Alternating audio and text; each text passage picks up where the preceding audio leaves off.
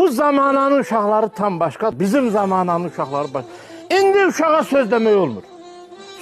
Söz deyirsən adamın ağzından vururlar. Adamın sözü adamın ağzında qalır. Deyirsən la bala, dərsini oxuyacaq. Söz çatırma olmur uşağa. Bizim vaxtımızda belə deyil idi.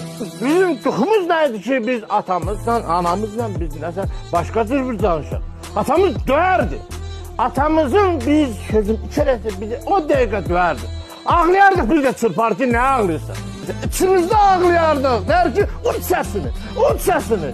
Biz yerimizi batırardıq uşaq vaxtı. Bəlkə də biz iç ağlamağımızın o göz yaşlarıdır ki, biz gəlib bu yerə, uşaqlar var, hamısının beri belədir. O kadar telefondan oynuyorlar ki.